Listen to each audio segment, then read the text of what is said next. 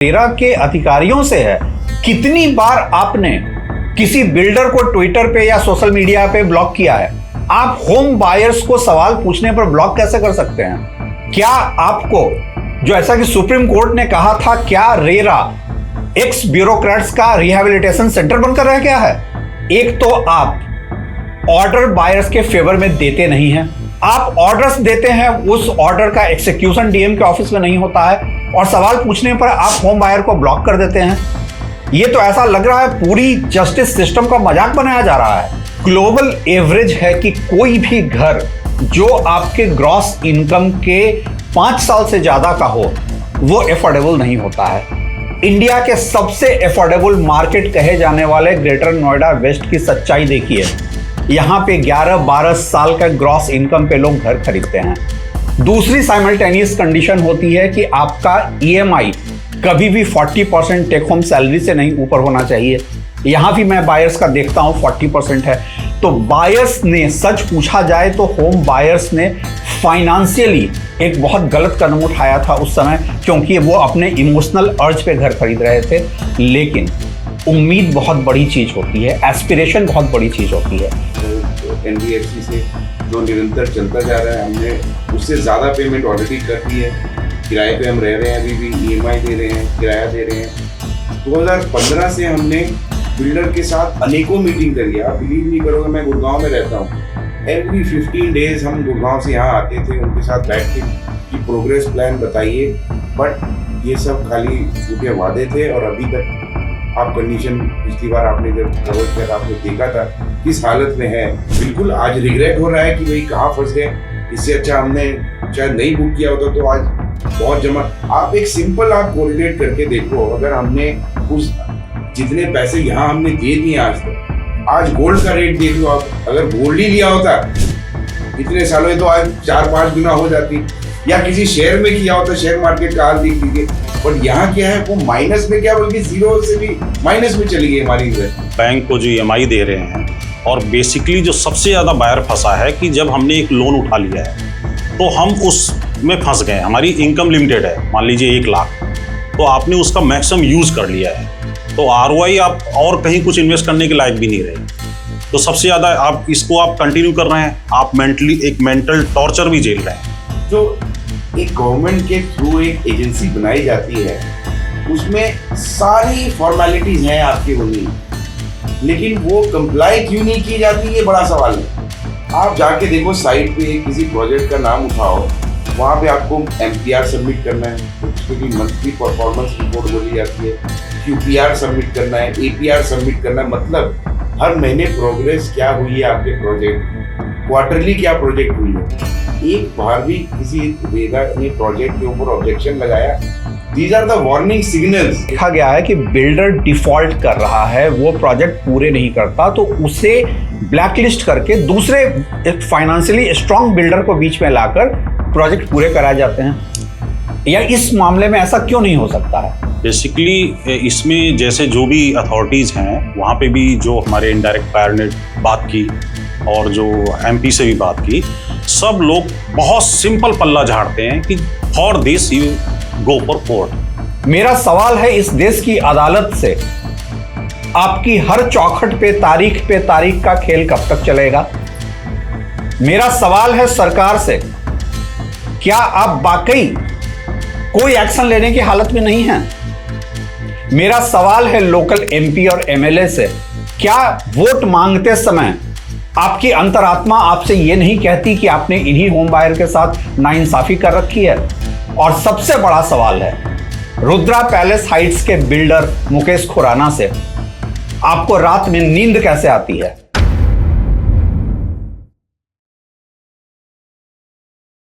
Insider insight का यह episode शुरू करते समय मैं एक कन्फेशन के साथ शुरू करना चाहता हूं। मुझे इस तरह के पॉडकास्ट करते हुए कोई खुशी नहीं होती। खुशी इसलिए नहीं होती है कि मैं आमतौर पे देखना चाहता हूं अपने सामने हैप्पी होम बायर। मैं देखना चाहता हूं अपने सामने उन इन्वेस्टर्स को जिन्होंने अपनी मेहनत की कमाई का पैसा डाला और इन्वेस्टमेंट से उनका टर्न अराउंड हुआ, उनके परिवार के चेहरे पे खुशियां आई।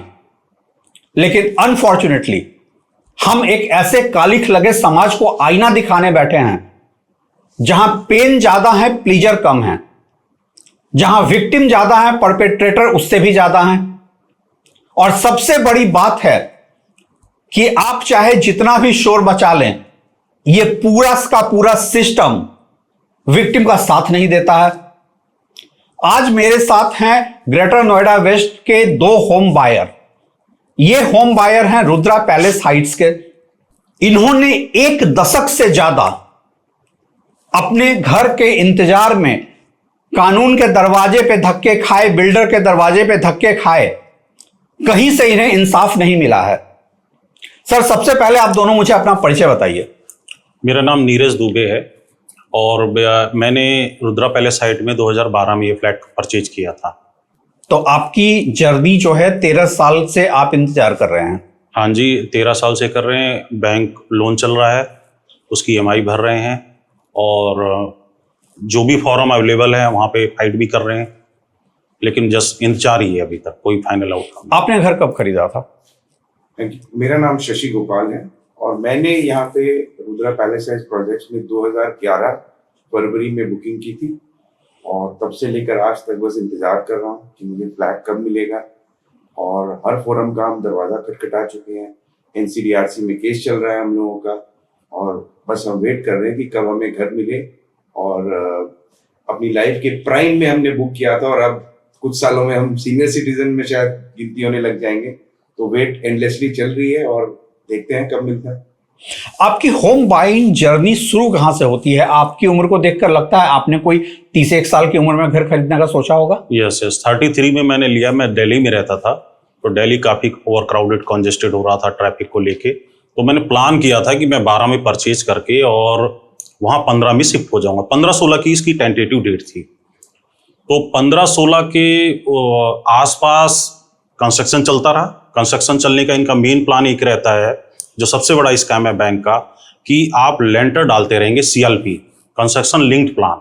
उसमें बेसिकली होता क्या है कि बायर उस हिसाब से पैसा देगा जिस हिसाब से लेंटर पड़ता जाएगा।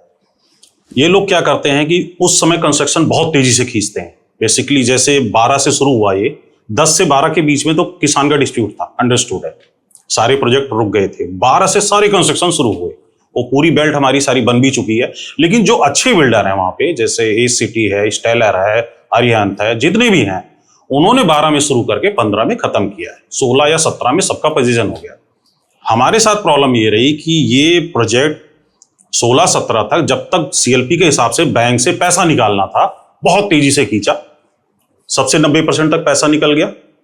आपका प्लॉट डालना था, आपको पहले 15 था, फिर 22 हुआ बाद में, गवर्नमेंट का कुछ तो पैसा आया। 17 के बाद ये ऑलमोस्ट, फिर उसके बाद इसमें कुछ हमने प्रोग्रेस नहीं देखी है, जस्ट वेट ही देखा है। यहां पे मैं अपने ऑडियंस को एक बात याद दिलाना चाहता हूं। हम एक ऐसे प्रॉपर्टी मार्केट में बैठे हैं जहां का एक हरास्ट होम बायर ऐसे प्रोजेक्ट्स को अच्छे प्रोजेक्ट्स में बता रहा है जहां के बायर भी सड़क पे हैं, पोजीशन मिलने के बाद भी उनकी शिकायतें हैं। खैर, आपका एक्सपीरियंस कैसा रहा? आपने जब घर खरीदा था, आपकी क्या सोच रही थी? जी बिल्कुल, अगेन हमने भी अपने अर्ली 30s में फ्लैट बुक करा था, ये सोच के कि 3-4 साल में हमें फ्लैट मिल जाएगा और अपनी लाइफ अपनी फैमिली के साथ वहाँ पे गुजारेंगे। बट आप देख लो, अभी 15 साल से ऊपर हो चुके हैं लगभग। और 2011 में बुकिंग के बाद, ये फार्मर डिस्प्यूट के बाद 2013 में हम लोगों का अग्रीमेंट साइन हुआ। लोन लिया है हमने NBFC से, जो निरंतर चलता जा रहा है। हमने उससे ज्यादा पेमेंट ऑलरेडी कर दी है। किराए पे हम रह रहे हैं, अभी भी EMI दे रहे हैं, किराया दे रहे हैं। 2015 से हमने बिल्डर के साथ अनेकों मीटिंग करी है। आप बिलीव नहीं करोगे, मैं गुड़गांव में रहता हूँ। एवरी 15 डेज हम गुड़गांव से यहाँ आते थे, उनके साथ बैठ के कि प्रोग्रेस प्लान बताइए। बट ये सब खाली झूठे वादे थे और अभी तक आप कंडीशन, पिछली बार आपने जब कवर किया था आपने देखा था किस हालत में है। और बस हम उम्मीद पे बैठे हैं, कहीं से हमें कोई मदद नहीं मिल रही है। हर दरवाजा खटखटा चुके हैं, बस वेट कर रहे हैं। अच्छा, यहां पे मैं आपसे ये पूछना चाहता हूं, जब आपने घर खरीदा था 33 साल की उम्र में, जाहिर सी बात है आपकी कोई बहुत सैलरी नहीं रही होगी, तो क्या आपने इमोशनल वजहों से घर खरीदा था या आपको लगता था कि प्रॉपर्टी बेस्ट इन्वेस्टमेंट है? नहीं, इन्वेस्टमेंट तो नहीं था। बेसिकली ये था कि हम दिल्ली से थोड़ा दूर होके यहाँ पे उस समय डेवलप हो रहा था, काफ़ी खुला एरिया था, और हमने कहा कि हम वहाँ जाके रहेंगे, बेटर रहेगा। लेकिन हमें ये नहीं पता था कि इस टाइप के स्कैम कल को होंगे, बिकॉज जो हम देख रहे हैं पूरे ग्रेटर नोएडा में, ये जो सारे प्रोजेक्ट फंसे हुए हैं, ये उसी दौरान के हैं। ये 12, 13, 14 में जो लॉन्च हुए हैं। अभी गवर्नमेंट हो सकता है कुछ नए चेंज ला रही है, जो भी लॉ में रिसेंट में अभी इन्होंने बहुत अच्छा कर दिया कि लैंड यूज क्लियर करो। अभी हमारा जो प्रोजेक्ट फंसा है या जो भी फंसे हैं, उसमें लैंड का 10% आपको देके रजिस्ट्री करानी थी, सबने कर लिया। 90% लैंड आपकी पेमेंट नहीं हुई है, रजिस्ट्री नहीं हो रही है। जो भी यहाँ प्रॉब्लम है, ये सब प्रॉब्लम एक कॉमन मैन नहीं समझ सकता। हमने तो एक घर लिया, पेमेंट की, बैंक से लोन लिया, आपको EMI दे दी, कंस्ट्रक्शन लीग प्लान से दे दी, लेकिन ये जो सारी प्रॉब्लम्स हैं, जो कि एक आम आदमी के बस की बात नहीं है। अब इसमें गवर्नमेंट, जो भी एजेंसीज है, एडमिनिस्ट्रेशन है, वो कैसे क्या कर रही है हमें समझ में नहीं आ रहा। हमें वहां से भी हेल्प नहीं मिल रही है। हमारे ट्वीट्स चल रहे हैं 208 18 दिन, 220 दिन से हमने नहीं। आपके डिस्प्यूट पे आने के पहले मैं अपने ऑडियंस को ये बेसिकली समझाना चाहता हूं कि एक एवरेज मिडिल क्लास बायर कैसे इमोशनल इंपल्स में घर खरीदता है। आपने जब घर खरीदा था, क्या वो रैशनल डिसीजन था, फाइनेंशियली प्रूडेंट डिसीजन था, या आपको लगता है कि बहुत इमोशनल डिसीजन था वो? बिल्कुल, ये बहुत अच्छा पॉइंट उठाया आपने। जैसे हर मिडिल क्लास व्यक्ति की एक ख्वाहिश होती है कि मेरा एक अपना मकान हो, तो हमने भी ये it is a mix of emotional and rational. Starting of career salary वगैरह उतनी अच्छी नहीं होती थी। आप समझ सकते हैं हम लोगों ने कितनी सैक्रिफाइसेस करके कि ये EMI हमारी जा सके। तो मुझे तो ऐसा लगता है कि ये टोटली प्लान्ड एक स्कैम किया गया है through the builder, may be some part authority, banks, कि भैया आप थोड़े थोड़े करके EMI हम देंगे। CLP प्लान बना दिया, धीरे धीरे आपकी साल दर साल EMI बढ़ती रहेगी।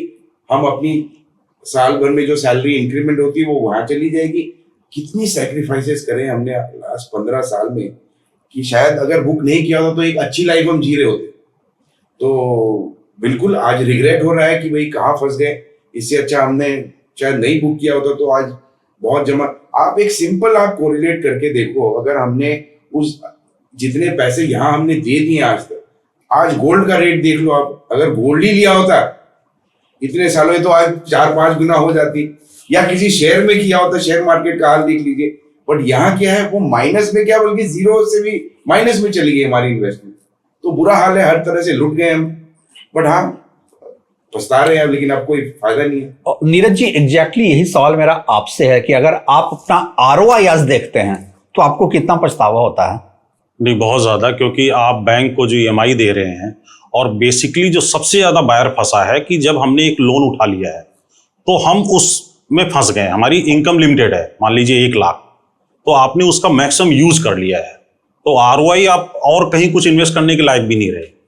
तो सबसे ज़्यादा आप इसको आप कंटिन्यू कर रहे हैं, आप मेंटली एक मेंटल टॉर्चर भी झेल रहे हैं, क्योंकि आप डिफरेंट तरह से लड़ भी रहे हैं, भाग रहे हैं। तो कोई इन्वेस्टमेंट की आप सोच भी नहीं सकते हैं, because you are stuck in something जिसकी EMI आपको देनी है, और जिसका अभी भी कोई होप नहीं है क्लियर कि हमें ये कब तक मिल जाएगा और उसका क्या रेट होगा। बिकॉज एनी प्रोजेक्ट अगर इस तरह से फंस जाता है और वो इतने साल बाद मिलता है, तो उसकी मार्केट वैल्यू वो नहीं रहेगी जो एक वेल स्टेब्लिश्ड किसी प्रोजेक्ट की है। तो आपने जब घर खरीदा था तो आपकी सैलरी का कितना % आपको EMI में जा रहा था? उस समय मेरा 50% ऑलमोस्ट जा रहा था, और मैंने पैसे लेकर किसी तरह ये किया था, जो डाउन पेमेंट इनकी 10% करनी हुई थी वो सब किया था। और उसके बाद कितना स्ट्रगल है इनकी CLP में, हर दिन बैंक के पास जाके उनका DD कट लेकर आओ, आप इनको डिपॉजिट करते रहो। उसमें कितनी होप रहती है जब DD आदमी बैंक से लेने जाता है और जाके बिल्डर को देता है, सो फिर देखता है कि मेरे घर में 3 लेंटर पड़ गए, 4 पड़ गए, 15 पड़ गए, और 15 तक आप फटाफट HDFC बैंक और या इंडिया बुल और बिल्डर के आप उसमें भाग रहे हैं। सडनली पता लगता है कि काम रुक गया है, अब फिनिशिंग नहीं हो रही है और आपका EMI फुल हो चुकी है तब तक। Biggest torture. और कितने साल का आपका ग्रॉस इनकम था जो उस प्रॉपर्टी की कीमत था? उस समय का ग्रॉस इनकम मैंने अगर 30 लाख मानते हैं तो कम से कम 12 साल का ग्रॉस इनकम मान सकते हैं। ग्लोबल एवरेज है कि कोई भी घर जो आपके ग्रॉस इनकम के 5 साल से ज्यादा का हो वो एफोर्डेबल नहीं होता है। इंडिया के सबसे अफोर्डेबल मार्केट कहे जाने वाले ग्रेटर नोएडा वेस्ट की सच्चाई देखिए। यहां पे 11-12 साल का ग्रॉस इनकम पे लोग घर खरीदते हैं। दूसरी साइमल्टेनियस कंडीशन होती है कि आपका ईएमआई कभी भी 40% टेक होम सैलरी से नहीं ऊपर होना चाहिए। यहां भी मैं बायर्स का देखता हूं 40% है। तो बायर्स ने, सच पूछा जाए तो होम बायर्स ने फाइनेंशियली एक बहुत गलत कदम उठाया था उस समय, क्योंकि वो अपने इमोशनल अर्ज पे घर खरीद रहे थे। लेकिन उम्मीद बहुत बड़ी चीज होती है, एस्पिरेशन बहुत बड़ी चीज होती है। तो जब आपने घर खरीदा और फिर आपको डिसअपॉइंटमेंट शुरू कहां से हुए? पहले तो होप होगा कि मिल जाएगा। हाँ, शुरू में होप रहता है कि जैसे 12 में काम इन्होंने शुरू कर दिया, सारे डिस्प्यूट इधर के खत्म हो गए। शुरू में ये लोग बहुत तेजी से काम इसलिए भी करते हैं, ये बात हमें बाद में समझ में आई क्यों करते हैं, because of construction link plan. उसमें क्या होता है कि बैंक खड़ा होता है, वो पर लेंटर के हिसाब से इनको पैसे रिलीज करता है। तो ये इतनी स्पीड से काम कर रहे होते हैं कि आपकी होप कम भी हो तो वो ज्यादा होती है, क्योंकि आप लगता है कि हर 15 दिन में एक लेंटर हो रहा है, एक महीने में लेंटर। ये जब इनका सिर्फ लेंटर का काम ऊपर हो जाता है, फिनिश 15 या जो भी 20 है, और इनके बाद बायर्स के पैसे आ जाते हैं, उसके बाद रियलिटी इमर्ज होती है। उसके बाद फिर मीटिंग शुरू होती है, भाई अब क्या हो रहा है, व्हाट नेक्स्ट। तब तक पता लगता है कि जो आपकी टाइम लाइन है 3 ईयर 4 ईयर्स की पोजीशन देने की, वो भी निकल गई है। उसके बाद रियल स्ट्रगल शुरू होती है, और उसके बाद इनका बस ये होता है, मीटिंग करेंगे, आराम से बुलाएंगे आपको, बहुत मीटिंग है कि ये प्लान है, ये फंड अरेंज कर रहा हूं, यहां से फंड आ रहा है, 6 महीने में काम शुरू हुआ, कंस्ट्रक्शन शुरू हो जाएगा, ऐसे ही सब पोजीशन होगा। फिर कमिटमेंट रहती है, उसमें बिल्कुल होपलेस हो गए हम। और बिल्डर डायरेक्ट आप लोगों से मिल रहा था या बिल्डर के रिप्रेजेंटेटिव्स मिलते थे? कि शुरू में बिल्डर्स हमारे साथ काफी मिला। जब हम लोगों को 2016 में फ्लैट मिलना था और हमने देखा कि हालत ये कि हमें फ्लैट्स नहीं मिल पाएंगे, तो हम लोगों ने उनको अप्रोच करना शुरू किया कि आप प्रोग्रेस प्लान बताओ, कहाँ अटक रहा है, क्या दिक्कत है। रेगुलर मीटिंग्स हमने करी, बिल्डर मिल रहा था हम लोगों से। उसके बाद जब हमने देखा कि कुछ हो नहीं रहा है, ये मीटिंग्स का सिलसिला 2018 तक चलता रहा। हम लोग 15 दिन में, आफ्टर एवरी 30 डेज उनसे मिलते थे, मीटिंग करते थे। फिर हमारा पेशेंस टूट गया। हमने कहा भाई ये तो हमें हर बार एक नया बहाना बना के कोई नई उम्मीद जगा देता है। फिर हमने कोर्ट का रास्ता डिसाइड किया, अप्रोच करना। मैंने एक ग्रुप ऑफ बायर्स बना के, हम लोगों ने 50-60 लोगों ने इनिशियली एनसीडीआरसी में केस फाइल किया। अब उसमें 150 से ज्यादा बायर्स उस केस से जुड़े हुए हैं। लेकिन आज 2025 हो गई है, बट वो केस फिर वही फिल्मी जो एक पंच लाइन होती है। मैं उस तारीख वाले मामले पे बाद में आऊंगा। पहली बात यह है कि डिसअपॉइंटमेंट जहां से आपका शुरू हुआ और आप लोगों ने लीगल का सोचा, उसके पहले कोई पॉइंट ऑफ कॉन्फ्लिक्ट इमर्ज हुआ था आपके और बिल्डर के बीच में? कहीं ऐसी कोई मीटिंग हुई थी जहां बिल्डर ने डिनाई कर दिया था कि हम नहीं बना रहे? ऐसा कभी नहीं होता है। Builder is very very clever, they know how to play with the buyers. उनके सेंटिमेंट से वो आपको बुलाएंगे, बाकायदा बुलाएंगे बहुत प्यार से कि सर आइए, I am doing everything for you. आप जाएंगे, बात होगा, कोई डिस्प्यूट नहीं। हमारे केस में तो कोई नहीं हुआ। शशि जी ने मुझसे बहुत ज्यादा मीटिंग्स की हैं, 15 से की हैं। देखिए, ये हम लोग जो 2015-16 के बीच में इनसे बहुत फॉलोअप कर रहे थे, मीटिंग कर रहे थे। उन्होंने एक ग्रुप भी बना दिया, ग्रुप ऑफ बायर्स, कि भाई आप लोग आइए, रिप्रेजेंट करिए बायर्स को। मीटिंग रेगुलर होने लगी। 2018 में क्या हुआ, एक टर्निंग पॉइंट आया जहां पे हमने इनके ऑफिस में बहुत हंगामा करा कि भाई हमें आप बताओ फ्लैट। और हमने उनको कहा कि भाई अगर आप नहीं दे पा रहे तो हमें आप इसका कॉम्पनसेशन दो, जो हमारी ईएमआई जा रही है, या जो क्लॉज बीबीए में एक 5 रुपए का एक क्लॉज लिखा होता है। तो हमने कहा ये अनफेयर है, आप हमें कॉम्पनसेशन दो कि जितने दिन आप नहीं मिलेगा। तो वो एक टिपिंग पॉइंट आ गया। उसके बाद हम लोगों ने, और उन्होंने हमने कहा आप हमें लिखित में दो, कब दोगे।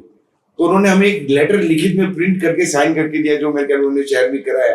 उसके बाद हम लोगों ने कोर्ट को अप्रोच करा कि भाई अब ये झूठा बंदा है, ये झूठे वादे करता है, तो क्यों ना हम एक फॉर्मल लीगल प्रोसेस फॉलो करें। उसके पहले क्या आप लोग कभी ग्रेटर नोएडा अथॉरिटी जाकर आप लोगों ने चेक किया कि प्रॉब्लम कहां पे है? क्या बिल्डर ने लैंड ड्यू क्लियर नहीं किया है या क्या प्रॉब्लम है? ऐसा आपने कभी अथॉरिटी में जाकर पता किया? नहीं, उस समय तो अंडर कंस्ट्रक्शन ही चल रहा था 16, 17, 18 में। उस समय ये सब कोई इशू नहीं आए थे। लैंड यूज का इशू तब आता है जब आप रजिस्ट्री और अदर चीजों के लिए जाएंगे। जैसे अभी ये लेट हो गया काफी, तो उसमें भी गवर्नमेंट ने अमिताभ कांत पॉलिसी लाई है, वो सब उसमें कराने के लिए आया। तो उससे पहले ये इश्यूज नहीं थे। उससे पहले तो बस बिल्डर और हमारी मीटिंग थी और बिल्डर का एक कमिटमेंट था, चाहे वो लेटर हेड पे था या वर्बल था, मेल पे था, व्हाट्सएप पे था, कि मैं कर रहा हूं, have faith on me, don't worry, I will do.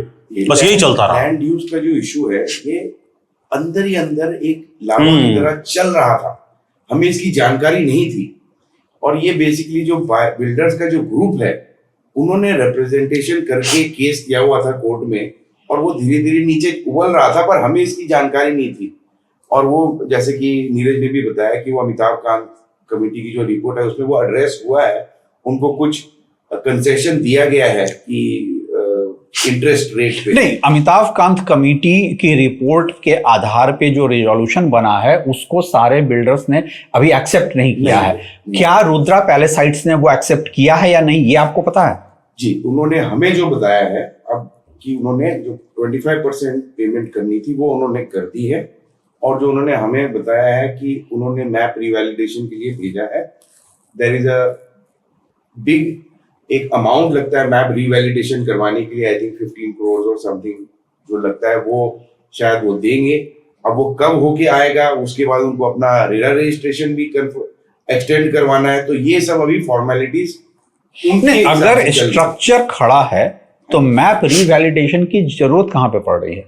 नहीं, मैप वैलिडेशन में आपको एक्सप्लेन करूं, जब आप ये प्रोजेक्ट शुरू होता है, जैसे 13 में इनका है, 5 इयर्स के लिए आपका रेरा और मैप वैलिडेशन होता है, ठीक है। इनका दोनों 19 में एक्सपायर हो गया, रेरा रजिस्टर्ड नहीं इसमें, मैप भी नहीं है, उसको आपको रीवैलिडेट कराना पड़ेगा, क्योंकि आपने कंस्ट्रक्शन में कोई चेंज किया है, नहीं किया है, तो at the time of registry आपको मैप वैलिडेशन कराना पड़ेगा। और ये बहुत सारे प्रोजेक्ट में आप देखेंगे तो मैप वैलिडेशन की वजह से उनकी रजिस्ट्री रुकी हुई है, because builder has change the map, because earlier submitted जो मैप था इनका 13 या किसी भी बिल्डर का, उससे और जो फाइनल आउटकम होगा रजिस्ट्री का उस समय चेंज होता है, और इसका टाइम ही 5 ईयर, तो वो तो एक्सपायर हो चुका है। और बिल्डर ने जो भी लेआउट एफएआर में चेंजेस किए हैं उसके लिए as per the law 2/3 of buyers का कंसेंट चाहिए। वो कंसेंट क्या आप लोगों ने दिया है?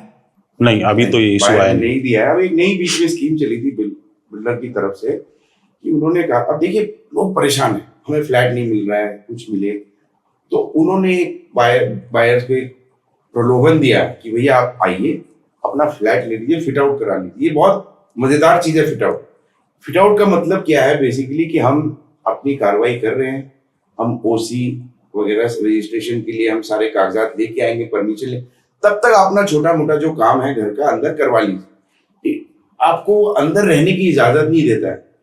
तो ये फिट आउट के लिए उन्होंने जिन लोगों को बुलाया उनसे ये डॉक्यूमेंट साइन करे, जैसे आप एनओसी वगैरह कह रहे हैं, 25, 30, 50 लोगों ने किया होगा ऐसा, तो उन्होंने कहा कि भाई आप ये डॉक्यूमेंट्स पे साइन करिए और अपना फिट आउट ले लीजिए और अंदर रहे।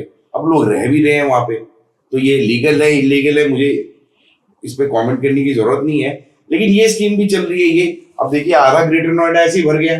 फिट आउट की परिभाषा ये होती है कि बिल्डर आपसे full and final demand note generate करता है, उसके बाद आपके अंदर के घर के इंटीरियर्स पे काम शुरू हो जाता है।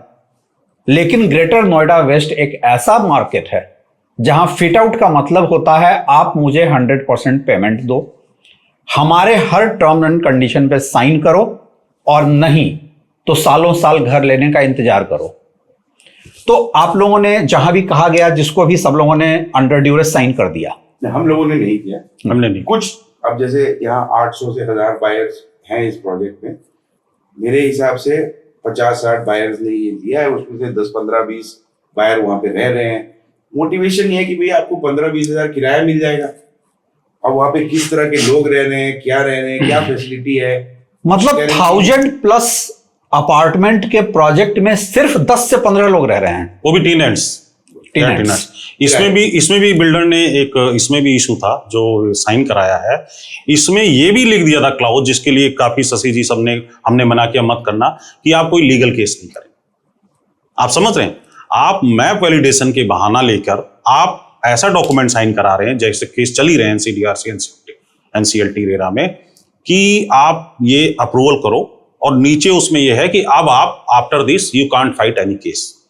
तो इस टाइप के भी ये हैं, जिसकी वजह से और बायर लोगों ने किसी ने इस पे साइन नहीं किया, क्योंकि सबके केस चल रहे थे मोस्टली बायर्स के। तो लेकिन अगर अब आगे देखते हैं, अब आगे आप अमिताभ कांत 25% आपने कर दिया है, बाकी आप प्रोजेक्ट बनाए कंप्लीट करें, रे रजिस्ट्रेशन लाएं, मैप वैलिडेशन कराएं, बायर आपके साथ हो और अभी सकता है। आपने एक और मुद्दा उठाया था कि बिल्डर बायर एग्रीमेंट में ये लिखा है कि वो डिले पेनाल्टी 5 रुपए स्क्वायर फीट देगा। आपसे वो कितना चार्ज कर रहा था? हमसे वो 18% पर एनम के हिसाब से चार्ज करता था, कहीं कहीं 24% का भी जिक्र है। तो आप देखिए, ये तो जो हम फिल्मों में देखते थे सूदखोर बनिया, कि भाई आपकी जमीन भी गई, आपकी गहने भी गए थे, ये वो हिसाब। 5 रुपए स्क्वायर फीट का आप हिसाब लगा लो, अगर आपका 1000 स्क्वायर फीट का फ्लैट है तो 5000 रुपए बनता है पर मंथ। साल का आप लगा लो 60,000 रुपए बनता है। इससे 3 गुना 4 गुना तो हम ईएमआई भर रहे हैं, इंटरेस्ट जो भर रहे हैं। तो ये तो कहीं भी और भी लीगल केसेस में ये वैलिड है ही नहीं क्लॉज। ये तो होता है कि भाई देखिए, मजेदार बात क्या है, जब हम फ्लैट बुक करते हैं हम करीब 20% पेमेंट दे चुके होते हैं। 2011 में हमने दे दी, 2013 में बीबीए साइन हुआ। I don't have an option to disagree with these clauses. अगर मैं कहता हूँ नहीं जी मैं तो 5 रुपए के इसमें, वो कहते हैं ठीक है दी, फिर आपका फ्लैट कैंसिल, ये जो आपने अमाउंट दिया है ये आपका वो हो गया, क्या कहते हैं, फॉरफीट हो गया। तो बायर के पास कोई ऑप्शन ही नहीं है। अनफेयर कॉन्ट्रैक्ट के इस मुद्दे पे हमारे ऑडियंस को कुछ बातें समझनी पड़ेगी। यहां पे मेरा सवाल है सरकार से, प्रशासन से और इवन सुप्रीम कोर्ट से। सुप्रीम कोर्ट ने कई मौकों पे अनफेयर कॉन्ट्रैक्ट पे बहुत कटाक्ष किया है, कहा है यूनिफॉर्म बिल्डर बायर एग्रीमेंट की जरूरत है, सेंटर को भी कहा है, स्टेट्स को भी कहा है। आज भी बिल्डर बायर एग्रीमेंट का कोई यूनिफॉर्म मॉडल क्यों नहीं है? दूसरी बात, एक रेरा भी कहता है 10% का पेमेंट देने के बाद बिल्डर आपको बिल्डर बायर एग्रीमेंट की कॉपी देगा। अब अगर मैंने 10% का पेमेंट कर दिया और बिल्डर बायर एग्रीमेंट की कॉपी मेरे पास आती है कि अगर आप बुकिंग कैंसिल करते हैं तो हम आपका 10% फॉरफिट करेंगे, और ये 10% आपके बुकिंग अमाउंट का नहीं होगा, पूरे सेल्स कंसिडरेशन का होगा। मतलब 1 करोड़ के अपार्टमेंट में अगर मैंने 10 लाख रुपए दिए और मैं बिल्डर बायर एग्रीमेंट से सहमत नहीं हूं तो मेरा वो पूरा 10 लाख रुपया फॉरफिट हो रहा है, और अगर मुझे वापस चाहिए तो मुझे जाकर एक लंबी कानूनी लड़ाई लड़नी पड़ेगी। कौन है इसका जिम्मेदार? तो खैर, आप लोगों ने जब एक बार साइन कर दिया फिर आप उस बिल्डर बायर एग्रीमेंट से बंध गए। बिल्कुल बिल्कुल। तो वो पहला ट्रिगर क्या था कि आपको लगा कि नहीं, अब ये प्रोजेक्ट तैयार ही नहीं होगा, मुझे अब इस प्रोजेक्ट के लिए कोर्ट में जाना ही पड़ेगा? वो ट्रिगर क्या था? बेसिकली 2018 में इस प्रोजेक्ट में एडलवाइस ने फाइनेंस किया जनवरी में 50 करोड़ 55 करोड़ के आसपास, और उसी केस में डिफॉल्ट भी हुआ क्योंकि उसकी जो भी टर्म्स कंडीशन थी। तो ये 19 में इसको सारे बैंक ने ब्लैकलिस्ट कर दिया प्रोजेक्ट को। 18 एंड के आसपास या 19 के शुरुआत में सारे बैंक्स ने इनकी जो भी फाइनेंसिंग थी सब बंद कर दी, जबकि ये फ्लैट बेच भी रहे थे। इसमें बहुत से बायर ऐसे फंस गए जिन्होंने 10% दिया और उनका लोन नहीं हुआ। जो हमारे ग्रुप है, हमारे 900 बायर का ग्रुप है, उसमें वो बायर्स हैं बेसिकली। तो उसके बाद हमें लगा कि बिल्कुल जब ब्लैकलिस्ट हो गया, फाइनेंसिंग बंद हो गई, बैंकों ने पूरा एकदम हाथ खड़े कर दिए, और ऊपर से ये 2020 के आसपास ही इनको एक पावर रियल केस में जेल भी हो गई। फिर तो बिल्कुल ही होपलेस हो गए। हमने कहा कि प्रोजेक्ट ब्लैकलिस्ट है, काम इसमें 17-18 के बाद हो ही नहीं रहा था कुछ भी कंस्ट्रक्शन का, और 20 में इनको जेल भी हो गई। तो उसके बाद हमें कोई होप रह नहीं गई। और आपके पास कोई डिटेल्स थे कि रुद्रा पैलेस हाइट्स के बिल्डर मुकेश खुराना को जेल किस ग्राउंड पे हुई थी? बेसिकली जो मुझे थोड़ी इंफॉर्मेशन है, पावर रियल यहीं पे वसुंधरा में एक कोई लैंड थी जिसमें इन्होंने कुछ बनाना था, इन्हें फ्लैट वो बन नहीं पाया। उसमें कोई बायर ही थी जिसने केस किया था, और वो बहुत लंबा केस चला, और शायद वो 14 में केस फाइल हुआ था। वो बायर की हिम्मत थी, 2020 तक उन्होंने सुप्रीम कोर्ट में ले गए, तब उसको उस केस में हुई थी। और फिर मतलब कि मसला एक बिल्डर के हाथ से एक प्रोजेक्ट निकल जाने का नहीं है, ये बिल्डर सीरियल डिफॉल्टर दिख रहा है। खैर, आप लोगों ने फिर क्या सोचा कि कैसे केस फाइल किया जाए, कैसे बढ़ा जाए? आप लोगों के बीच में कानूनी जानकारी किसी को थी? बिल्कुल। तो कानूनी जानकारी तो बिल्कुल भी नहीं थी हम लोगों को।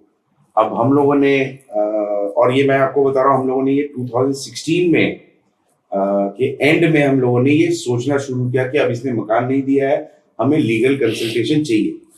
तो मुझे याद है अभी भी नोटबंदी का दौर था, दिसंबर का टाइम था 2016।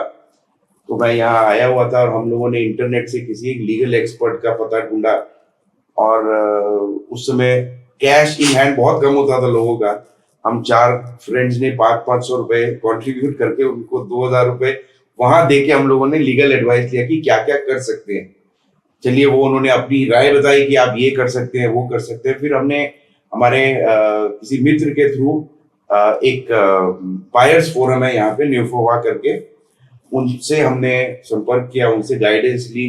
उन्होंने हमें अच्छी खासी गाइडेंस दी कि ये आप कर सकते हैं, ये ऑप्शंस हैं। उसकी कोई फीस भी ली थी? नहीं, कोई फीस नहीं ली उन्होंने। तो कि आप हमें ये बताइए, ये ऑप्शन है, एनसीडीआरसी है, एनसीएलटी है, रेरा है। और हम लोगों ने उनके गाइडेंस के थ्रू एनसीडीआरसी में केस फाइल किया और धीरे धीरे हम लोगों ने 40-50 लोगों से स्टार्ट किया और लॉयर्स भी आते गए केस में। और आज 150 से ऊपर बायर्स हैं उस केस में और चल रही है अभी तो केस निरंतर चल ही रहा है और फैसला आता मुझे दिख नहीं रहा। हालांकि इन टर्म्स ऑफ द शेड्यूल वो फाइनल हियरिंग पे है और फाइनल हियरिंग पे 2 साल पे है और जज साहब तो आप लोगों ने एनसीडीआरसी में ही डायरेक्ट कांटेक्ट किया था? बिल्कुल, हमने एनसीडीआरसी में केस फाइल। तो आमतौर पे जब से रेरा एग्जिस्टेंस में आया है, एक परसेप्शन है कि RERA is the first step to litigation. तो आप लोग रेरा के पास क्यों नहीं गए थे? रेरा में बेसिकली जो प्रोविजन है मेनली वो है रिफंड का। हमें चाहिए था घर भी चाहिए था। उसके साथ जो हमने एक्सपीरियंस देखा अदर बायर्स का जो हमारे साथ है, जिनको रेरा आरसी इशू हो चुका है 18, 19, 20 में, वो 3-3 साल से लड़ाई कर रहे हैं, उनको कोई रिफंड नहीं मिला। इवन आज तक नहीं मिला है। आज भी रेरा का हमारी जो आउटस्टैंडिंग है आरपीएस की वो 32 करोड़ की है और वो लोग इलाहाबाद हाई कोर्ट में लड़ रहे हैं, 4-4 साल से लड़ रहे हैं बेचारे। उन्होंने लाखों रुपए लगा दिए, कोई रिफंड नहीं मिला है। रेरा के मेंबर्स से यहां पे मेरा सवाल है और आमतौर पे मुझसे कहा जाता है कि मैं रेरा को लेकर इतना क्रिटिकल क्यों होता हूं। रेरा के 8 साल पूरे होने को है और आज भी रेरा के ऊपर एक आम घर खरीदार का ट्रस्ट नहीं बन पाया है। मई में जब रेरा के 8 साल होंगे, मैं रेरा से 8 सवाल पूछने वाली वीडियो एक अलग से बनाऊंगा। खैर, आप लोगों को एडवाइस ये दिया गया कि आप लोग जाइए और कंज्यूमर कोर्ट के पास जाइए। देखिए, रेरा के बारे में एक चीज मैं और बताना चाहता हूं। As a simple ignorant buyer आप रेरा के पोर्टल पे लॉग इन करो। जो एक गवर्नमेंट के थ्रू एक एजेंसी बनाई जाती है, उसमें सारी फॉर्मेलिटीज हैं आपकी होनी है, लेकिन वो कंप्लाई क्यों नहीं की जाती, ये बड़ा सवाल है। आप जाके देखो साइट पे, किसी प्रोजेक्ट का नाम उठाओ, वहां पे आपको एमपीआर सबमिट करना है, जो जिसको मंथली परफॉर्मेंस रिपोर्ट बोली जाती है, क्यूपीआर सबमिट करना है, एपीआर सबमिट करना है। मतलब हर महीने प्रोग्रेस क्या हुई है आपके प्रोजेक्ट की, क्वार्टरली क्या प्रोजेक्ट हुई है। एक बार भी किसी रेरा ने प्रोजेक्ट के ऊपर ऑब्जेक्शन लगाया, these are the warning signals कि आपको ये प्रोजेक्ट में प्रॉब्लम होगी, क्योंकि किसी ने मॉनिटर नहीं किया। अब क्यों नहीं किया, एवरीबॉडी नोज कि भाई क्या आप अन्य रूप से सेटिस्फाइड हो गए उनकी प्रोग्रेस रिपोर्ट के बिना। तो जो आपने नहीं देखा, तो ये तो ओपन फोरम है, बायर्स जाके देख सकते हैं मेरे प्रोजेक्ट की प्रोग्रेस क्या है। ये उन अधिकारियों को देखना था जिन्होंने नहीं देखा। हम लोगों ने अपना प्रॉब्लम एक प्रपोजल के रूप में, अपने एक आवेदन के रूप में रेरा में भी सबमिट किया, जाके एज ए ग्रुप 40-50 बायर्स हम मिलके वहां गए। वहां पे हमने एंट्री बकायदा करी, वहां जाके दे के आए। उसके ऊपर कोई एक्शन नहीं हुआ, कोई नहीं हुआ। हम लोगों ने ट्विटर पे उनको कांटेक्ट करने की कोशिश की, नोएडा कह दिया, हमें ब्लॉक कर दिया गया। यूपी रेरा ने ट्विटर पे आप लोगों को ब्लॉक किया? बिल्कुल, हमें कुछ अधिकारियों ने ब्लॉक कर दिया कि भाई हम, जैसे नीरज जी पहले भी बता रहे थे, हम कैंपेन चला रहे हैं पिछले आज 9 महीने से ज्यादा हो गए हैं। तो आज सुबह मैंने जो ट्वीट किया 220th डे था, उसमें हम सबको इंक्लूड करके ट्वीट करें। हम prime minister, chief minister of UP, हम कई सारे न्यूज चैनल्स को हम टैग कर रहे हैं। हम जितने एमपी एमएलए हैं यहाँ के, नोएडा, ग्रेटर नोएडा के, हम सबको टैग कर रहे हैं।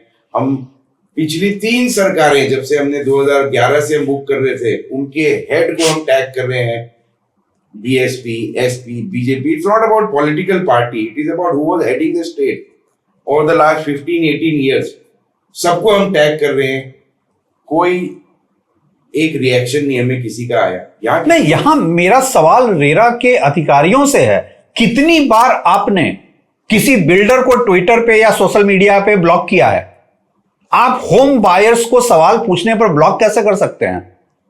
क्या आपको, जो ऐसा कि सुप्रीम कोर्ट ने कहा था, क्या रेरा एक्स ब्यूरोक्रेट्स का रिहैबिलिटेशन सेंटर बनकर रह गया है? एक तो आप ऑर्डर बायर्स के फेवर में देते नहीं हैं, आप ऑर्डर्स देते हैं, उस ऑर्डर का एक्सिक्यूशन डीएम के ऑफिस में नहीं होता है, और सवाल पूछने पर आप होम बायर को ब्लॉक कर देते हैं। यह तो ऐसा लग रहा है पूरी जस्टिस सिस्टम का मजाक बनाया जा रहा है। तो आप लोगों ने जब पूरा कैंपेन शुरू किया तो उस पर कैसे रिएक्शंस आपको मिले?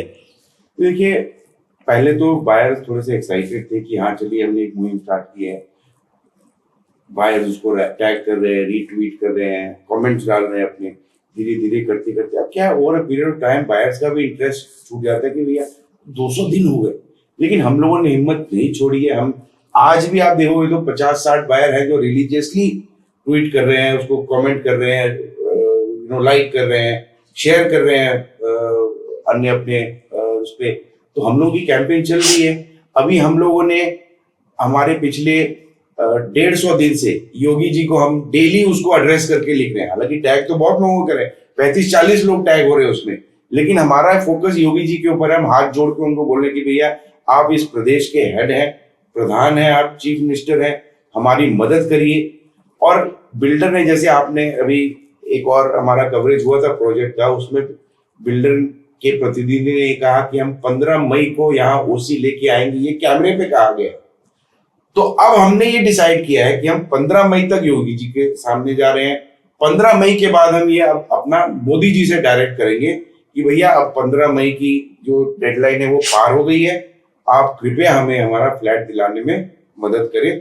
और हम कोई भीख नहीं मांग रहे हैं, हमने पैसे दिए हैं, दोगुना पैसे दे दिए हैं अब हायर इंटरेस्ट रेट पे। आप बिलीव नहीं करोगे, आज के दौर में जहां 2 बार रेट कट्स हो चुके हैं आरबीआई के, हम 15-16% पे इंटरेस्ट पे हम होम लोन देके बैठे हैं, जहां सूदखोर बनिया भी आपको उससे कम में दे देगा। आज की डेट में पर्सनल लोन, हम होम लोन इस रेट पे दे रहे हैं। 15% के इंटरेस्ट पे आप लोगों का होम लोन चल रहा है? बिल्कुल चल रहा है। मेरा होम लोन इंडिया बुल से चल रहा था। फिक्स्ड लोन था, फ्लोटिंग नहीं होगा, फिक्स होगा? नहीं, फ्लोटिंग है। अब यहाँ मजेदार बात यह है, देखिए जिस दिन आरबीआई रेट बढ़ा देता था तो उसके 2-4 दिन में ही हम लोगों को नोटिस आ जाता था कि भैया आपका रेट अब बढ़ गया। लेकिन घटाए हुए, पिछला रेट घटाए हुए 6 महीने हो चुके हैं, लेकिन हमारी रेट पे कोई फर्क नहीं पड़ा। याद कीजिए सुप्रीम कोर्ट ने अभी हाल के दिनों में क्या बोला है। रियल एस्टेट की एक बहुत बड़ी प्रॉब्लम है बिल्डर और बैंक का कॉल्यूजन। ये बिल्डर और बैंक का कॉल्यूजन इस केस में भी साफ नजर आता है। आपने बिल्डर को प्रोजेक्ट टाइमलाइन से इतने एक्सीड करने के बाद भी उसको टाइम से पेमेंट करना जारी रखा। खैर, उस पे आने के बाद मैं मीडिया से आप लोगों को क्या सपोर्ट मिला, और मैं ये सवाल पूछने के पहले बता दूं कि मैं मीडिया को लेकर किए जाने वाले क्रिटिसिज्म के लिए बहुत ओपन हूं। मीडिया अनफॉर्चुनेटली होम बायर के साथ खड़ी नहीं रही है जिस हद तक होना चाहिए था। आप लोगों का एक्सपीरियंस क्या रहा है? अभी रिसेंट में ही हमने इतने ट्वीट जो किए उसके बेस पे एबीपी और आज तक ने हमारा कवर किया है। तो उन्होंने कवर किया है, लेकिन अब उसको हमने ट्वीट भी किया है हर जगह कि ये प्रॉब्लम चल रही है, लेकिन अभी तक हमें कोई उसका आउटकम दिख नहीं रहा है, कोई कहीं से कोई रिस्पॉन्स नहीं आ रहा है एडमिनिस्ट्रेशन से। निराशा है मीडिया के तरफ से। हम लोगों को बहुत आशा के साथ कि जो आज हम बड़े बड़े नाम सुनते हैं, मैं किसी व्यक्ति का नाम नहीं लूंगा, चैनल का भी नाम नहीं लूंगा, हम लोगों ने लगभग सारे बड़े चैनल और जो आज के स्टार में भी टॉप 5 या 6 पेड एंकर्स हैं आज न्यूज चैनल्स के सॉरी, उनको टैग करा है, उनसे रिक्वेस्ट करिए, दरखास्त करिए कि हम लोगों का कवरेज करिए, आप हम लोग एटलीस्ट स्टोरी तो दिखाइए कि हम लोगों का दुख ये है। बट कहीं मदद नहीं मिली। अभी हम लोगों ने पिछले कुछ टाइम पहले ही जो मैं कह रहा हूँ, जो हमारे मित्र रेफॉर्म है उनके द्वारा 2 न्यूज चैनल्स ने हमें कवर किया, उनका आभारी हूँ। और हम लोग का पिछली बार आपने भी कवर किया था, बहुत बहुत धन्यवाद से, बहुत विजिबिलिटी मिली है। तो बट हाँ, एक अंदर से लगता है ट्रैक टू रियलिटी ने आपको 24 घंटे के अंदर कवरेज दिया था। बिल्कुल। और इतना हम लोगों को अच्छा लगा कि भाई हमारे साथ कोई खड़ा है, हमारे साथ एक हमारे दुख को बांट रहा है। और जितने बायर्स ने भी वो देखा, एक निष्पक्ष एक जो आपने व्यू रखा हम लोगों का, इसके लिए हम आपके बहुत आभारी हैं। और हमने तो अपने फ्रेंड्स फैमिली के साथ भी शेयर किया कि देखो हमारे प्रोजेक्ट की बात हो रही है, आज पहली बार किसी ने हम लोगों के प्रोजेक्ट को कवर किया है, तो बहुत बहुत धन्यवाद। और बाकी मीडिया हाउसेज के पास जब आप गए तो क्या कोई जवाब ही नहीं मिला या टाल दिया गया, क्या जवाब था, रिस्पॉन्स क्या था उनका? कुछ रिस्पॉन्स नहीं आया। मतलब ऐसा है कि मुझे तो लगता है ये शायद उन्होंने 2-4 बैठा रखे सेक्रेटरी वगैरह, कोई जो कोई देखे इतने बड़े बड़े नामों का, शायद उनकी नजर में भी नहीं है। बहुत छोटा, एक किसी आदमी का 50-60 लाख रुपया कहीं डूब गया है तो बहुत छोटी बात है। देश में इकलौता प्रोजेक्ट नहीं है हम लोगों का उनके नजरिए से, और हम लोगों के लिए तो हमारी जिंदगी भर की कमाई हमारी चली गई। इंडिया का रियल एस्टेट एक बहुत बड़ा एडवर्टाइजर भी है। आयरनी देखिए, मीडिया को इंसेंटिवाइज कौन करता है? बिल्डर, ना कि होम बायर। और यही वो माइंडसेट है जिस वजह से आज का एक आम होम बायर, एक आम कंज्यूमर मीडिया पे ट्रस्ट नहीं करता है। ये प्रोजेक्ट इतना डिले हुआ है जहां इसको मीडिया के स्पॉटलाइट में होना चाहिए था, ज्यादातर मीडिया हाउसेज ने इसको टच नहीं किया है। और पीएमओ लेवल वगैरह पे आप लोगों ने जो ट्वीट किया उसका इंपैक्ट कुछ हुआ? कि इनिशियली हम लोगों ने पीएमओ को भी एड्रेस किया था, जितने भी ट्विटर पे हमें आईडी मिल सके उन पे किया था, लेकिन हमने डायरेक्ट मोदी जी को एड्रेस नहीं किया या पीएमओ को। हम जैसे मैंने बताया कि 15 मई तक हम लोग वेट कर रहे हैं कि जैसे बिल्डर ने कहा कि ओसी लेके आएंगे वो, उसके बाद से हमारा कैंपेन डायरेक्ट पीएमओ और पीएमओ को हम एड्रेस करेंगे कि हमारी मदद की जाए। ये देखिए पिछले हफ्ते महीने में सुलझने वाले नहीं है, इतना हमें भी पता है, लेकिन अगर हम चाहें कि रात को 12 बजे 2 बजे अगर सुप्रीम कोर्ट खुला जा सकता है इस देश में, तो इन मुद्दों के फैसले के लिए भी हम कार्रवाई एक्सपेक्ट कर सकते हैं कि सरकार को, मतलब 12-13 साल की लंबे इंतजार के बाद भी आप अभी भी विश्वास कर रहे हैं कि 15 मई तक सॉल्यूशन आ जाएगा? सॉल्यूशन नहीं, हम सोच रहे हैं कि अगर ओसी आ जाएगा उसके बाद एक रजिस्ट्रेशन की प्रक्रिया शुरू होगी।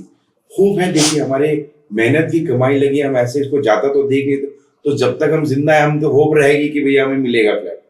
तो ये एक आस मन में लेके बैठे हैं कि कुछ तो पॉजिटिव हुआ। इतनी भी हमने कोई बुराई नहीं की होगी जिंदगी में। तो देखिए, मैं आप लोगों को डिसअपॉइंट नहीं करना चाहता, लेकिन मैं उस प्रोजेक्ट साइट पे होकर आया हूं। जितने तरह के एनओसीज चाहिए उनको ओसी के क्लियरेंस के लिए, ओसी छोड़िए टेम्पररी ओसी के क्लियरेंस के लिए, आज की तारीख में मुझे वो प्रोजेक्ट उस हालत में नहीं दिखता है। आप लोग जाकर अथॉरिटी में इसको क्रॉस चेक क्यों नहीं करते हैं?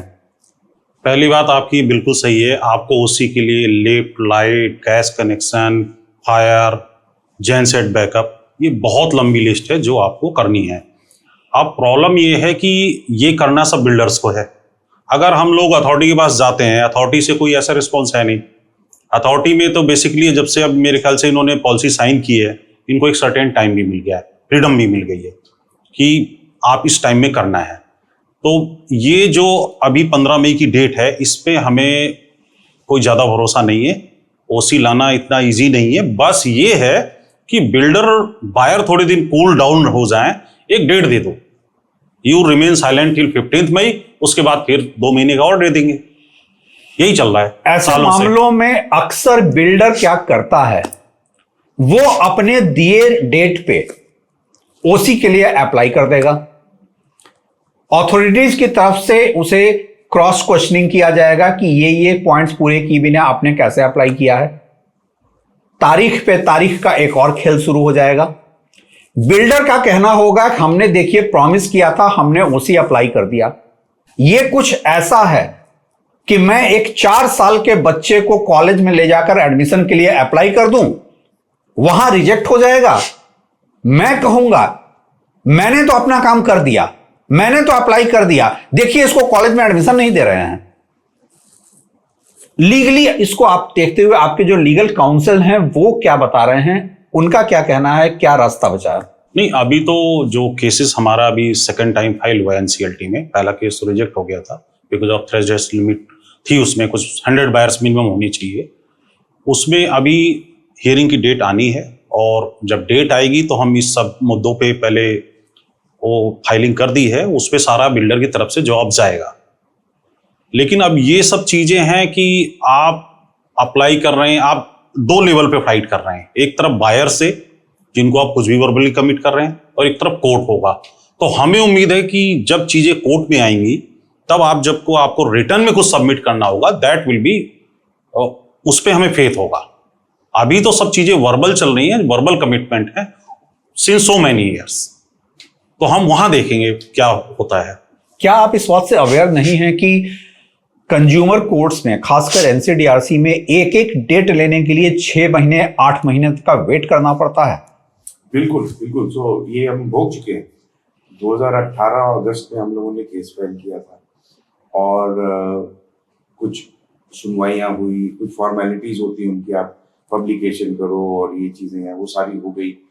फिर कई बार और बायर जो थे, ये क्लास एक्शन स्वीट था, तो कई बायर और जुड़ते रहते हैं, तो लंबी प्रक्रिया है। लेकिन 6 महीने की तो मिनिमम डेट पड़ ही रही है, ठीक है ना।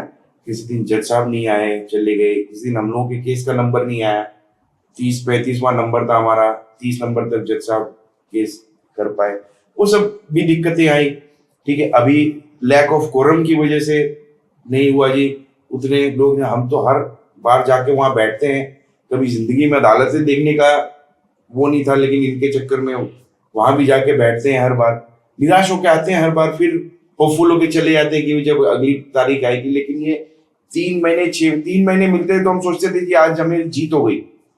6 महीने का तो नॉर्मली है, हाथ भी जोड़ेगी भैया आप, सर आप थोड़ा सा डेट दे दीजिए उनको जो बैठे होते हैं रजिस्ट्रार वगैरह, लेकिन कोई सुनवाई नहीं। इन होम बायर्स से मैं बात कर रहा हूं, इनका कोई लॉ का पेशा नहीं है, इन्होंने कानून की पढ़ाई नहीं की है, लेकिन जिस तरह से इन्होंने इतने सारे कानून के टर्म्स यूज किए हैं, ऐसा लगता है कि इस देश में आपको एक वकील बनने के लिए लॉ करने की जरूरत नहीं है।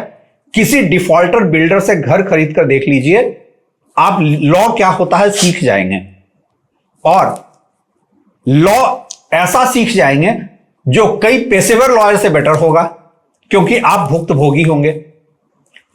एक बहुत बड़ा मुद्दा और मैं देखता हूं कि कोई भी प्रोजेक्ट हो, वहां बिल्डर के अपने कुछ इन्वेस्टर्स होते हैं जो कि होम बायर्स के बीच में फूट डालने का काम करते हैं।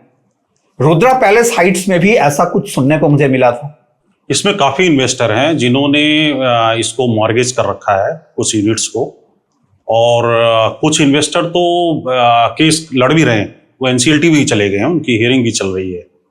बाकी कुछ इन्वेस्टर ऐसे हैं जिनकी हमें कोई इंफॉर्मेशन नहीं है, क्योंकि कभी भी बिल्डर ने ये बताया ही नहीं कि इसमें नंबर ऑफ बायर्स कितने हैं, क्लियर डाटा। कोई, हम भी जो ग्रुप बनाया हमने, वो जो हमें लोग मिले, कोई डाटा शेयर नहीं किया गया कंक्रीट, इवन वहां पे भी नहीं और कोर्ट में भी नहीं है, कहीं पर भी। अब इस प्रोजेक्ट में डिफरेंस ये है, जैसे हम नॉर्मली दूसरे प्रोजेक्ट के बारे में सुनते, जो नामी प्रोजेक्ट चल रहे हैं आपके, सुपरटेक, अम्रपाली, ये सब कॉन्ग्लैमरेट्स हैं। हमारे केस में ये प्रोप्राइटरी टाइप बिल्डर है, इसने अपनी वाइफ को वो बना रखा था, खुराना जी ने अपना डायरेक्टर, और तो ये फैमिली टाइप बिजनेस था। अलग अलग कंपनियों के नाम से अलग अलग प्रोजेक्ट लॉन्च किए थे, लेकिन इन्होंने जो दूसरे पार्टनर बनाए उनके साथ इन्होंने अपनी फंडिंग की लेन देन करी। लेकिन हमारे केस में वैसा कुछ नहीं था कि कई बिल्डर्स का इंटरेस्ट है या कई पार्टनर्स का, तो वो चीज देखने को नहीं मिला। बट इन्होंने हाँ फंडिंग इंडिया बुल्स से ले ली, मॉर्गेज कर दिया था ईडलविस को काफी स्टेक्स, तो बट हमारे से उनका डायरेक्ट इंटरेक्शन नहीं था। तो ये है, बट हाँ हमारे लिए तो एक ही सोल पर्सन है।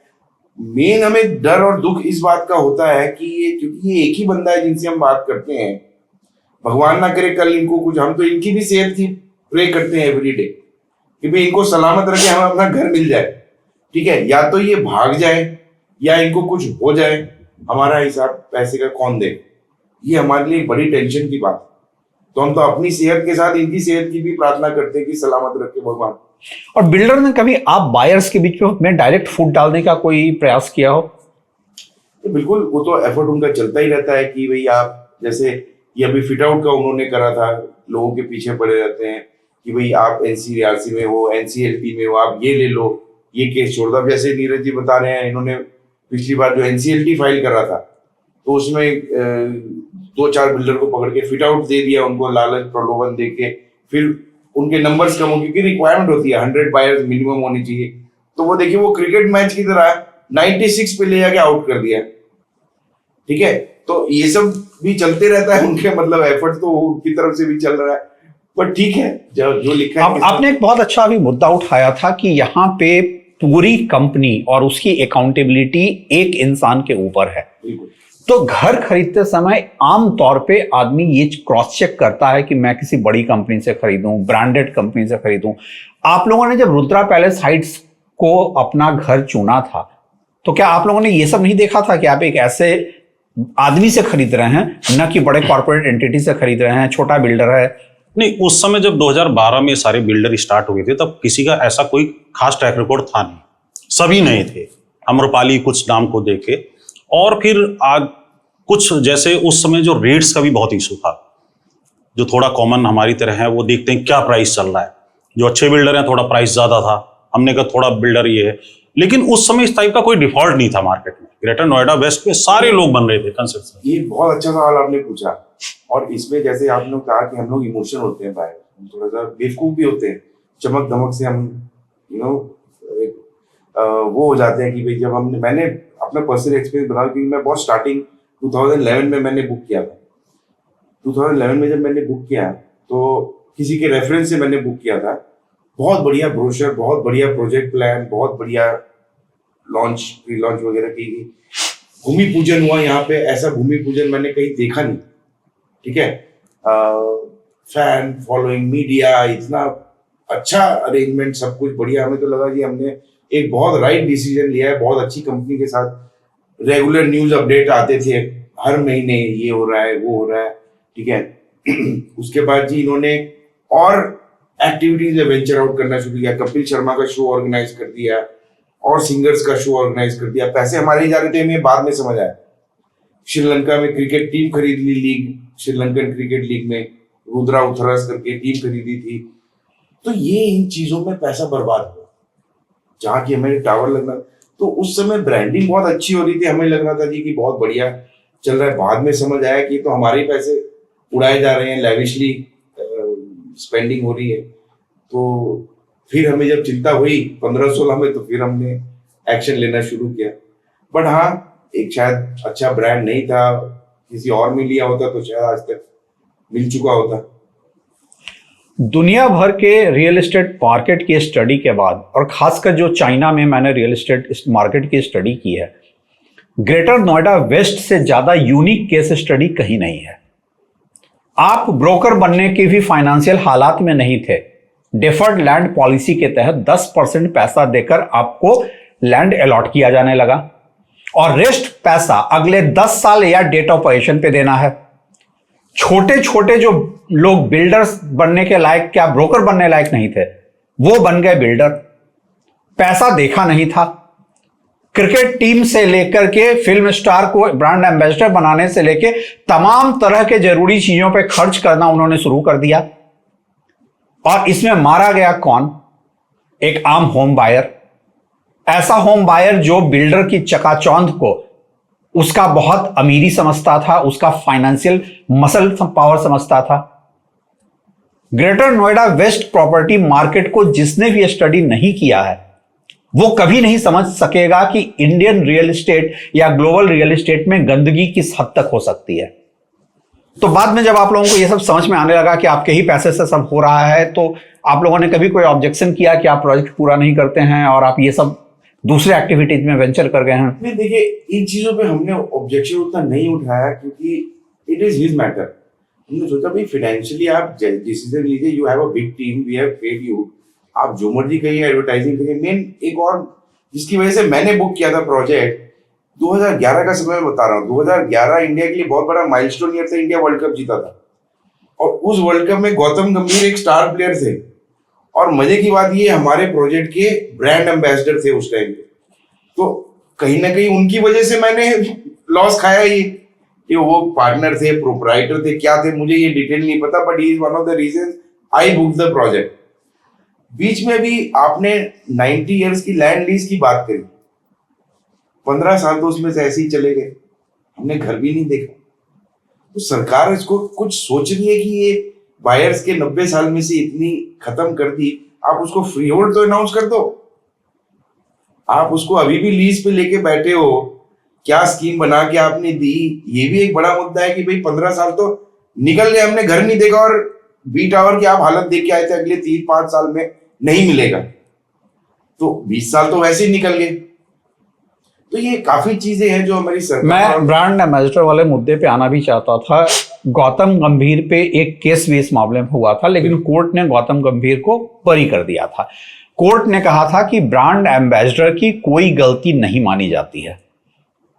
देखिए, इस पे तो मैं शायद उतना बड़ा लीगल एक्सपर्ट नहीं हूं, मैं नहीं बोल सकता, लेकिन एज अ बायर मुझे एक आई फील चीटेड कि मैंने एक गंभीर मेरे one of the favourite players रहे हैं और आज भी हैं, तो और जबकि वो मेरे ख्याल से एमपी भी रह चुके हैं बीच में, तो उनको थोड़ा सा पुश करना चाहिए था कि जो मेरे नाम पे अगर किसी के साथ झूठे वादे करके ये फ्लैट उनको बेचे गए तो थोड़ा सा कुछ एफर्ट अपनी तरफ से भी, हमें तो एटलीस्ट सपोर्ट कर सकते थे, उनको भी हम ट्वीट करते, वो भी है पार्ट में, तो एक थोड़ा सा हमें डिसअपॉइंट। जब आप गौतम गंभीर को ट्वीट करते हैं तो कभी कोई जवाब मिला है?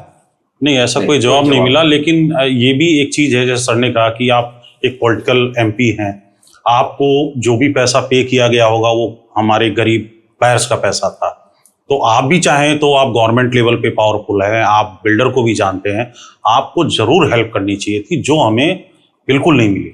आप क्लीन चिट लेके, ठीक है, कोर्ट से, आप लीगल सिस्टम से जो भी है आप हो गए हैं, लेकिन बायर्स की नजर में वो हमें सही नहीं लगा बिल्कुल भी। We are very. आप ये मानते हैं कि जो ब्रांड एम्बेसडर को देखकर आपने घर खरीदा, गुनहगार वो ब्रांड एम्बेसडर भी है? बहुत ज्यादा तो हम नहीं कह सकते, लेकिन उनकी एक रिस्पॉन्सिबिलिटी है, मतलब कोई चीज धर्म भी होती है कि आप किसी चीज से पैसा इनटेक ले रहे हैं और वहां के लोग अगर सफर कर रहे हैं इतना ज्यादा, उसके बाद आप एक पॉलिटिकल पार्टी जो कि रूलिंग पार्टी है उसके एमपी भी रहे हैं, तो कम से कम कुछ तो हेल्प करनी चाहिए। तो जवाबदारी तो बिल्कुल बनती थी कि आप गवर्नमेंट में हो, स्टेट में भी हो, सेंटर में भी आपकी पार्टी है, you are very well connected, तो थोड़ा हम लोगों को सपोर्ट करना चाहिए था एटलीस्ट। जब आप फ्री में तो ऐड करी नहीं होगी, फ्री में मैंने तो सुना कुछ फ्लैट भी शायद उनको दिया गया था इधर, तो हमारी थोड़ी सी सपोर्ट करनी जरूरी थी, ये दुख होता है इसके। रियल एस्टेट में जब भी ऐसे मुद्दे उठते हैं तो कहा जाता है कि सेंटर का बहुत बड़ा रोल नहीं है, स्टेट सब्जेक्ट है। तो स्टेट सब्जेक्ट है, तो क्या आपने अपने लोकल एमएलएज एमपीज को कभी जाकर रिप्रेजेंटेशन दिया है? नहीं, जाकर तो नहीं दिया, लेकिन इनडायरेक्टली जो बायर्स हैं they are in touch with our MP also. उन्होंने कई बार रिक्वेस्ट की, they have very good relation because most of our BJP supporter, whatever you can say. लेकिन उन्होंने क्लियरली कहा, हमारी जब बात होती है कि ठीक है आपके अच्छे रिलेशन, आप बात कर रहे हैं, क्या कह रहे हैं, वो कह रही जी ये हमारे बस की बात नहीं है, बिकॉज ये 2010 का लैंड है, उसमें पेमेंट नहीं हुई है और कुछ भी नहीं हुआ है, उसके बाद बिल्डर जो है एकदम डिफॉल्ट की कंडीशन में है, फंड नहीं है, तो मुझे उनसे कोई रिस्पॉन्स नहीं मिला। नहीं तो अदरवाइज तो हमारे बाहर इतने टच में हैं, अच्छे रिलेशन है एमपी एमएलए से, हम जाके उनके दरवाजे बैठ जाएंगे 2 मिनट में, लेकिन हमें कोई ऐसा वहां से नहीं। वो अगर अपना पल्ला झाड़ रहे हैं कि बिल्डर डिफॉल्ट कर जाएगा, तो बिल्डर के खिलाफ कार्रवाई क्यों नहीं की जाती है? क्यों नहीं किसी फाइनेंशियली स्ट्रांग दूसरे प्लेयर को रोप इन करके प्रोजेक्ट पूरे कराए जाते हैं? बहुत सारे मामलों में ऐसा देखा गया है कि बिल्डर डिफॉल्ट कर रहा है, वो प्रोजेक्ट पूरे नहीं करता, तो उसे ब्लैकलिस्ट करके दूसरे फाइनेंशियली स्ट्रांग बिल्डर को बीच में लाकर प्रोजेक्ट पूरे कराए जाते हैं। या इस मामले में ऐसा क्यों नहीं हो सकता है? बेसिकली इसमें जैसे जो भी अथॉरिटीज हैं, वहां पे भी जो हमारे इनडायरेक्ट बायर ने बात की और जो एमपी से भी बात की, सब लोग बहुत सिंपल पल्ला झाड़ते हैं कि for this you go for court. आप कोर्ट में जाएं, एनसीएलटी जाएं, जहां भी जाएं, आप कोर्ट ही जो डिसीजन लेगा वो माने। हम लोगों के पास ऐसे कोई राइट्स नहीं है, ऐसी कोई पावर्स नहीं है, और बेसिकली है भी नहीं, जितनी मेरी समझ है, जो हमने लीगल ओपिनियन लिया है MP MLA and CEO of the Noida authority, ऐसा कोई पावर नहीं है कि वो किसी बिल्डर को निकाल के और नया बिल्डर लाके अपॉइंट करें। हाँ, गवर्नमेंट के पास हो सकती है, no doubt they have done, वो देखना पड़ेगा, मुझे आइडिया नहीं। एक डिफॉल्टर बिल्डर को स्वामी फंड मिल सकता है, तो उसे उस प्रोजेक्ट से हटाकर दूसरे को क्यों नहीं रोपिन किया जा सकता है? तो देखिए, ये गवर्नमेंट और जो एडमिनिस्ट्रेशन है उनकी तरफ से बिल्कुल होना चाहिए था। बट मैं एक बात यहाँ पे बताना चाहता हूँ कि ये टाइप्स का जो एफर्ट है बिल्डर ने खुद ही किया था। लेकिन अब प्रॉब्लम क्या है कि एक तो रेपुटेशन खराब हो चुकी है, इतने सारे केसेस चल रहे हैं कोर्ट में, जेल में भी जाके आए, अभी बेल पे ही है मेरे ख्याल बाहर। तो जो बड़े नाम हैं उन्होंने, बातचीत तो चली थी, मैं नाम नहीं ले पाऊंगा कुछ बिल्डर्स का जिनके साथ उनकी बातचीत चली थी, फॉर्मली इनफॉर्मली जो हम लोगों को पता चला, बट वो धीरे से वो पीछे हट गए। फिर उन्होंने छोटे मोटे के साथ कुछ टाइप किया, उनके साथ भी किसी तरह का शायद फाइनेंशियल फ्रॉड या कुछ कर दिया है जो सुनने में आता है। एक्चुअल क्या डिटेल्स है we will never know. But ये है कि आई डोंट नो कि लीगली सरकार ऐसा कर सकती है, अथॉरिटी कर सकती है, ये सोचने की बात है। बट बिल्डर ने ऐसे एफर्ट्स करे थे लेकिन वो सफल नहीं हुई उसमें। तो आप लोगों का प्लान ऑफ एक्शन क्या है मूविंग फॉरवर्ड? लंबी कानूनी लड़ाई चलेगी, प्लान ऑफ एक्शन क्या है? तो केस जो हमारा चल रहा है, जैसे 2-3 फोरम पे हम लोग चल रहे हैं, कुछ बायर ने रेरा को अप्रोच किया था, आरसी लेके बैठे हैं, आगे कोई प्रोग्रेस हो नहीं रहा है। एनसीएलटी में केस डाला हुआ है, वो उसकी भी हम देख रहे हैं। एनसीडीआरसी में हमारा केस चल रहा है, फाइनल हियरिंग पर है। We are law abiding citizens. देखिए, हम कानून की प्रक्रिया के हिसाब से चलते हैं, वी रिस्पेक्ट दैट, उससे हमें जो वर्डिक्ट मिलेगा। पर दुख की बात ये देखिए, हमारा इकलौता प्रोजेक्ट नहीं है दुनिया का। तो हर आप एक लेन पार करिए नोएडा, ग्रेटर नोएडा में आपको ये ऐसे प्रोजेक्ट मिल जाएंगे।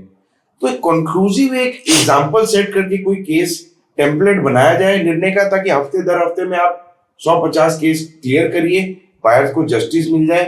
ये तो इतना कोई रॉकेट साइंस नहीं है, सिंपल है जी। बिल्डर ने पैसे लिए, घर नहीं दिए, इस हालत में है, आपको पेनल्टी लगाओ, जेल करो, बिल्कुल। ये तो this is a no brainer I think in terms of justice. But ठीक है, वहीं हमारा जो लॉ का जो बेसिस है वो कहता है justice delayed is justice denied. ये तो 15 साल और कितना डिले होगा, बट ठीक है, हम लोग आपके ही प्रोजेक्ट में रेरा के आरसी पे डीएम के खिलाफ कंटेम्प्ट का भी मामला बना था, क्या मामला था वो?